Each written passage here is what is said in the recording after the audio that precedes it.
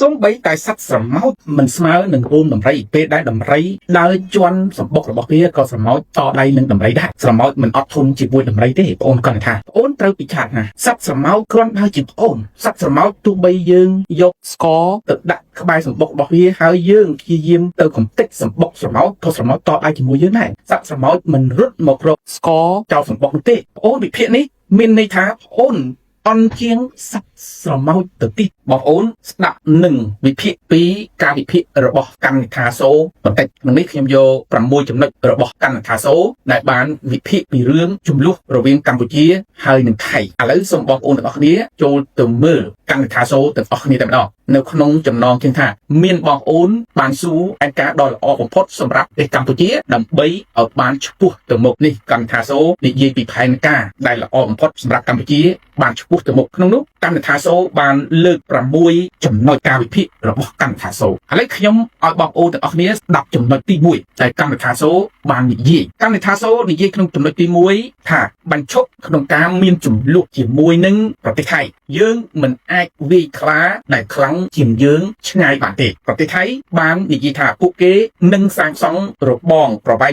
27គីឡូម៉ែត្រនៅតាមបណ្ដោយព្រំដែនត្រង់កន្លែងពាត់បណ្ដាលនោះខ្ញុំគិតថាឲ្យគេធ្វើចំណាយលុយខ្លួនគេទៅបើបែបនេះនាពេលអនាគតនឹងមិនមានចំនួនព្រំដែនទៀតទេដែលបានធ្វើឲ្យខាតបង់សេដ្ឋកិច្ចរាប់ពាន់ដុល្លារនេះនៅក្នុងចំណុចទី1ដែលកម្មនិថាសូបាននិយាយបងប្អូនកម្មនិថាសូនិយាយនៅក្នុងចំណុចនេះខុសស្រឡះកម្មនិថាសូចង់ឲ្យយើងបញ្ឈប់ចំនួនជាមួយនឹងថៃដោយសារថៃខ្លាំងដូចខ្លាហើយថាយើងនេះអត់អាចយកឈ្នះខ្លាបានទេប៉ុន្តែសួរថាតើយើងបានប្រើអាវុធខ្លាំងរបស់យើងឬនៅកម្មនិថាសូបានមើលប្រវត្តិសាស្ត្ររបស់ខ្មែរឬនៅយើងធ្លាប់ឈ្នះថៃនៅឆ្នាំ1962ដោយយើងប្រើអាវុធខ្លាំងរបស់យើងគឺតុលាការអន្តរជាតិ ICJ កាលនោះយើងអត់ទាន់មានអាវុធខ្លាំងទី2របស់យើងសន្ធិសញ្ញាទីក្រុងប៉ារីសថ្ងៃ23តុលាផងឥឡូវនេះគឺយើងមានអាវុធខ្លាំងមួយទៀតគឺសន្ធិសញ្ញាទីក្រុងប៉ារីសថ្ងៃ23តុលាហេតុអីបានជាហ៊ុនសែនអត់ប្រើហ៊ុនសែនមិនប្រើតុលាការអន្តរជាតិហ៊ុនសែនមិនប្រើសន្ធិសញ្ញាទីក្រុងប៉ារីសថ្ងៃ23តុលាឆ្នាំ1991ហ៊ុនសែនមិនព្រមចូលទៅក្នុងអនុសញ្ញាច្បាប់សមុទ្រអន្តរជាតិឆ្នាំ1982កាលនោះអត់មានអាវុធពីរបន្ថែមទៀតទេឥឡូវយើងមានអាវុធពីរបន្ថែមទៀតយើងមានតែអាវុធមួយតុលាការអន្តរជាតិក៏យើងអាចយកឈ្នះថៃបាននៅឆ្នាំ1962ទៅហើយឥឡូវនេះគឺយើងមានអាវុធខ្លាំងបន្ថែមពីរទៀតតាមនេះថាយើងមានសន្ធិសញ្ញាទីក្រុងប៉ារីសថ្ងៃ23តុលាឆ្នាំ1991ហើយយើងមានអនុសញ្ញាច្បាប់សមុទ្រអន្តរជាតិឆ្នាំ1982បើសិនជាយើងចូលទៅអនុសញ្ញាច្បាប់សមុទ្រអន្តរជាតិឆ្នាំ1982ហើយមានសន្ធិសញ្ញាទីក្រុងប៉ារីសនេះគឺថៃកាន់តែខ្លាចដែរគ្រាន់តែយើងគម្រាមសោះដែរប្រើតុលាការអន្តរជាតិក៏ថៃវាខ្លាចទៅហើយប៉ុន្តែអ្វីដែលមានអកបាំងពីក្រោយហើយហ៊ុនសែនមិនប្រើអាវុធចំណុចទី2កម្មនិថាសូបាននិយាយថាបោះបង្គោលព្រំដែនទាំងអស់ដើម្បីទប់ស្កាត់ការយល់ច្រឡំនាពេលអនាគត40ឆ្នាំមកហើយវាល្មមដល់ពេលដែលកម្ពុជាបំពេញការងារនេះឲ្យបានចប់សពគ្រប់ហើយបើទោះបីជាយើងខាតបង់បន្តិចបន្តួចក៏មិនអីដែរគ្រាន់បើជាងនឹងបាត់បង់ធំធេងជាងនេះទៀតនាពេលអនាគតឃើញទេបងកម្មនិថាសូគាត់មិនមែនជាអ្នកវិភាគស្អីទេគាត់ជាអ្នកអានសារព័ត៌មាន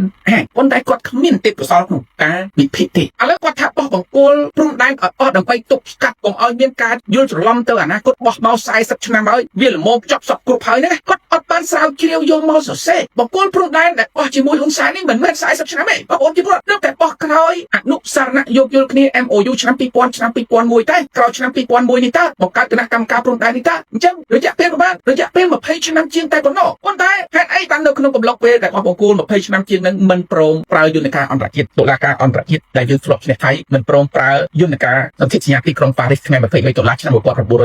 ងប្អូនយើងសួរកម្មនិថាសូវិញគាត់ថាបងអូនមុននឹងនិយាយបងអូនត្រូវគិតថាមនុស្សនៅលើពិភពលោកគេចេះស្ដាប់ភាសាខ្មែរហើយគេមានចំណេះដឹងច្រើនជាងបងអូនឆ្ងាយណាស់បងអូនក៏មានជំងឺតួឯកគិតថាបងអូននិយាយទៅគេយល់ស្របតាមបងអូនណាបងអូនគាត់ថាបើពួកហ៊ុនសែនណាអាហ្នឹងគេអាចយល់តាមបងអូនដោយសារបងអូនយកសម្ដីនេះគឺដូចជាសម្ដីហ៊ុនសែនដែលចង់បានទេព្រោះហ៊ុនសែនក៏ចង់បានចឹងរាល់ថ្ងៃនេះហើយបងអូននិយាយហ្នឹងគឺហ៊ុនសែនប្រកាសជាពេញចិត្តដែរពួកហ៊ុនសែនប្រកាសជាពេញចិត្តឥឡូវខ្ញុំចូលចំណុចទី3ចំណុចទី3បន្តអនុញ្ញាតឲ្យធ្វើពាណិជ្ជកម្មនឹងប្រទេសថៃដូចដែលខ្ញុំធ្លាប់បាននិយាយកាលពីមុនកន្លងទៅនោះអញ្ចឹងមិនថាប្រទេសជិតខាងណាក៏ដោយឲ្យតែបញ្ឈប់ក្នុងការធ្វើពាណិជ្ជកម្មជាមួយនឹងគ្នានោះវានឹងឈានទៅរកផ្លូវសង្គ្រាមព្រោះតែបាត់ ផលប្រយោជន៍ពីគ្នាទៅវិញទៅមកប៉ុន្តែក្នុងនាមជាប្រជាពលរដ្ឋមានសិទ្ធិមិនចាំបាច់ត្រូវការទិញផលិតផលទាំងអស់នោះទេប្រសិនបើមិនចង់តែបើអ្នកណាគេចង់សុំគុំទៅធ្វើបាបគេអីបងប្អូនយើងឃើញកម្មថាសូវិភាគគាត់ឲ្យតម្លៃពាណិជ្ជកម្មនឹងធំជាងផែនដីនៅលើโลกនេះណាគេមិនឲ្យពាណិជ្ជកម្មនឹងធំជាងអធិបតេយ្យភាព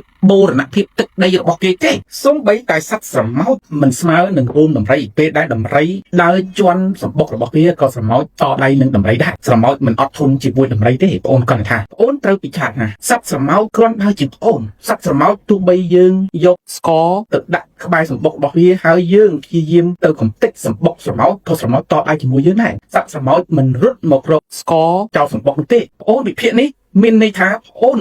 អន់ជាងសត្វស្រមោចទៅទីបងប្អូនឃើញទេអាមេរិកគឺគេនិយាយពាក្យថា American First គឺប្រទេសអាមេរិកមុនគេបង្អស់អាមេរិកអត់មានឲ្យបាត់ទឹកដីសូម្បីតែមួយចង្អាមណាទេបងប្អូនជំរាបហើយគេមិនយកពាណិជ្ជកម្មទៅដូរទឹកដីគេទេរាល់ថ្ងៃនេះអាមេរិកចំណាយលុយចំណាយពាណិជ្ជកម្មណាសុខចិត្តខាតពាណិជ្ជកម្មដើម្បីការពារអធិបុលការពារទឹកដីគេតែកាន់តែថាសូបងអូននៅក្នុងសហរដ្ឋអាមេរិកអូនបានរៀនសូត្រពីអាមេរិកទេបងអូនចង់ឲ្យកម្ពុជាយកផែនដីទៅដូរយកពាណិជ្ជកម្មហ្នឹងគឺបង្ហាញនៅភាពទុនខ្សោយមានន័យស្មើនឹងយកអធិបតេយ្យភាពបូរណភាពដែនដីរបស់ខ្លួនហើយនឹងអំណាចរបស់ខ្លួនហ្នឹងទៅដូរយកពាណិជ្ជកម្មហើយអញ្ចឹងបងអូនវិភាគនឹងខុសឆ្ងាយណាស់បងអូនមុននឹងយកមកវិភាគប្រាជ្ញមហាជនណាបងអូនត្រូវគិតពិចារណាអ្វីដែលបងអូនគិតថាត្រឹមត្រូវរបស់អូននេះគឺវាខុសបងគ្រាន់តែប្រាប់ចិត្តទេឥឡូវខ្ញុំចូលចំណុចទី4កម្មវិធីសូនិយាយថាជួយប្រជាជនដែលបានបាត់ដីបាត់ផ្ទះរដ្ឋាភិបាលកម្ពុជាគឺនៅសល់ដីទំនេរច្រើនណាស់អាចចែកជូនដល់ប្រជាពលរដ្ឋម្នាក់មួយប្លង់បាននេះបងអូនច្បាស់ណាស់កម្មវិធីសូនិយាយមកចេញកន្ទុយច្បាស់តែម្ដងគឺ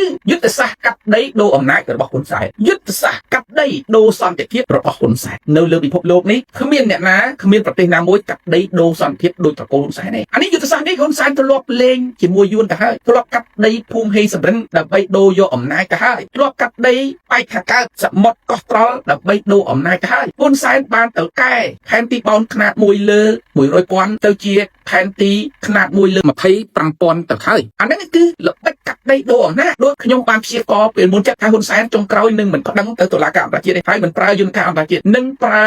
បាច់កាត់ដីដូរអំណាចទេបងអូនគាត់ថាសូនេះគឺនិយាយចំណុចនេះគឺច្បាស់តែម្ដងគឺធ្វើឲ្យបងកាន់តែយល់ច្បាស់ថាបងអូនជានរណាពិតប្រាកដតែម្ដងឥឡូវខ្ញុំចូលទៅចំណុចទី5កម្ពុជាត្រូវតែដើរទៅមុខមិនថយក្រោយទេបើទោះបីជាយើងមិនអាចបំភ្លេចនៅប្រវត្តិសាស្ត្របានប៉ុន្តែបើយើងអាចរស់នៅក្នុងភាពស្អប់ខ្ពើមយើងមិនអាចរស់នៅក្នុងភាពស្អប់ខ្ពើមបានទេប្រសិនបើគូក្បាលយើងនៅតែដកជាប់ភាពស្អប់ខ្ពើមយើងគឺនឹងមិនអាចអភិវឌ្ឍខ្លួនឯងបានឡើយពួកយើងរួមគ្នាអភិវឌ្ឍសេដ្ឋកិច្ចកម្ពុជាខ្ញុំសួរថាកណ្ឌិថាសូវិញប្រជាពលរដ្ឋខ្មែររស់នៅក្នុងភាពស្អប់ខ្ពើមយ៉ាងម៉េចប្រជាពលរដ្ឋខ្មែរឥឡូវនេះគឺយួនគ្រាន់តែយួនធ្លាប់មកសម្លាប់ប្រជាពលរដ្ឋខ្មែរជាង3លាននាក់ឥឡូវយួនមកនៅក្នុងប្រទេសខ្មែររាប់លាននាក់សួរថាប្រជាពលរដ្ឋខ្មែរដែលទៅសម្លាប់ដែលទៅធ្វើទុកបុកម្នេញយួននេះសូម្បីតែយួនប្រជាពលរដ្ឋខ្មែរគាត់ឆាប់ភ្លេចណាគាត់មិនដែលរស់នៅក្នុងភាពស្អប់ខ្ពើមទេគាត់មើលទៅខាងមុខជានេះក៏ប៉ុន្តែក្នុងករណីសៀមឈ្លានពានខ្មែរនេះកណ្ឌិថាដីខ្មែរនៅប៉ុណ្ណឹងហើយកណ្ឌិថាចង់ឲ្យកាត់ឲ្យសៀ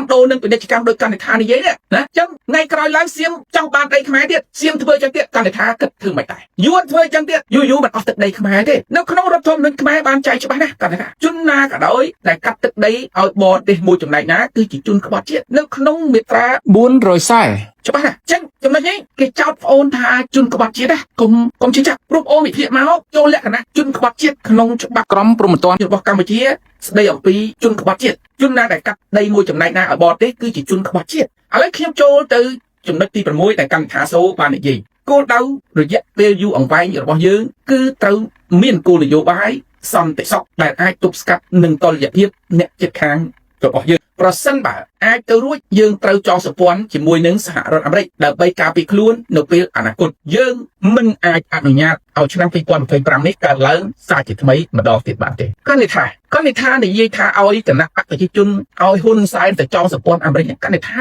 មានបានមើលប្រវត្តិសាស្ត្រទេបើហ៊ុនសែនទៅចងសម្ព័ន្ធជាមួយសហរដ្ឋអាមេរិកហ៊ុនសែននឹងអស់អំណាចកណ្ឌិថាបានមើលទេហ៊ុនសែនព្យាយាមបង្ខូចសហរដ្ឋអាមេរិកថាអាមេរិកជាអ្នកបង្កើតសង្គ្រាមធ្វើឲ្យខ្មែរមានសង្គ្រាមជាង2ទសវត្សរ៍គាត់ថាអាមេរិកគេទម្លាក់គ្រាប់បែកធ្វើឲ្យខ្មែររាប់សែនអ្នកស្លាប់ហ៊ុនសែន